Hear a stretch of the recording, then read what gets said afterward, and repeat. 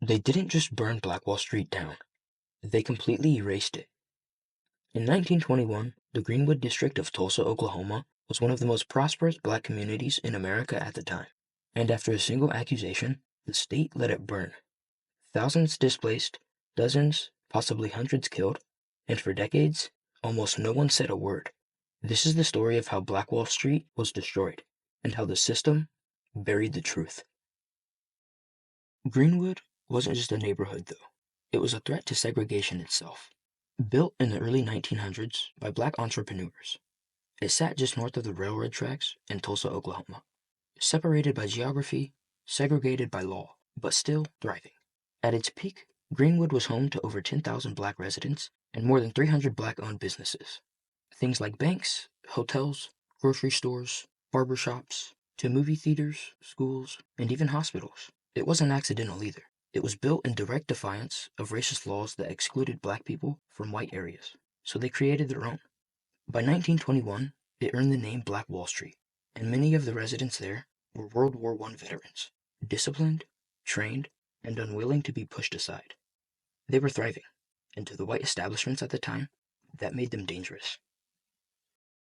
On May 30th, 1921, 19-year-old Dick Rowland, a black shoe shiner, entered the Drexel building to use the restroom.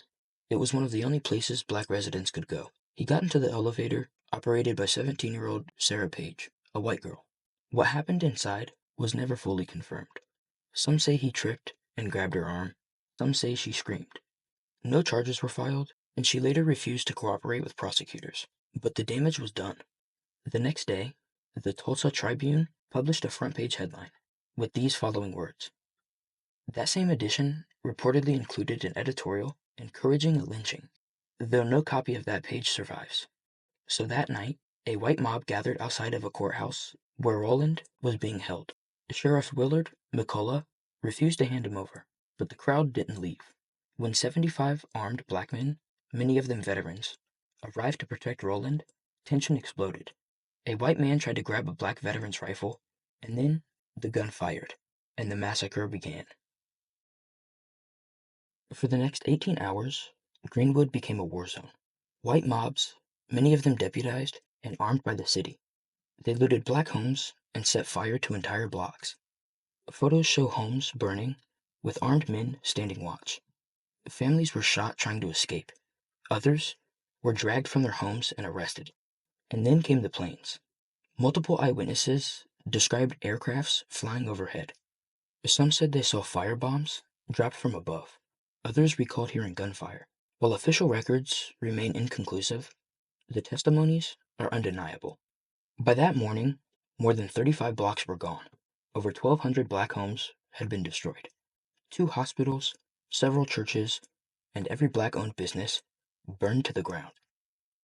Official estimates claimed 36 deaths, but survivors reported bodies dumped into mass graves, rivers, and incinerated ruins. No confirmed death toll has ever been established, though. They didn't stop the violence. They helped enable it.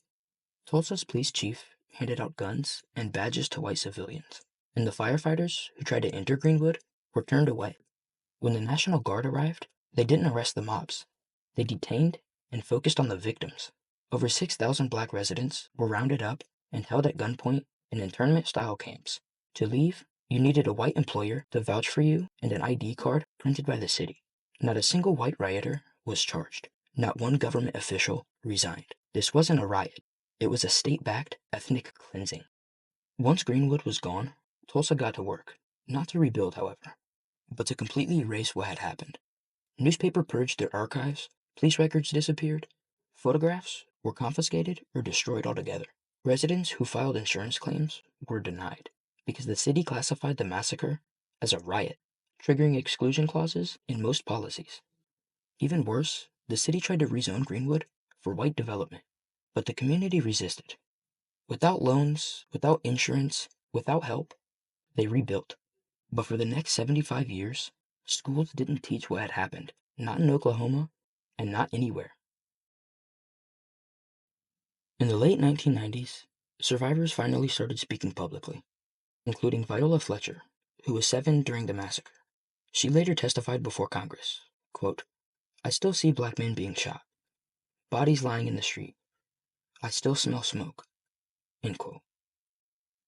In 1996, Oklahoma created a commission to investigate, and in 2020, researchers uncovered mass graves near Tulsa.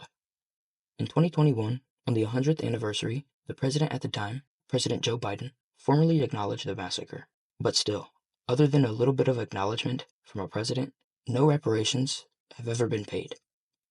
Most survivors died waiting for justice. The lawsuits filed by descendants were dismissed or delayed. But the silence is broken, and the world is finally watching. The Greenwood Massacre wasn't just a violent outburst.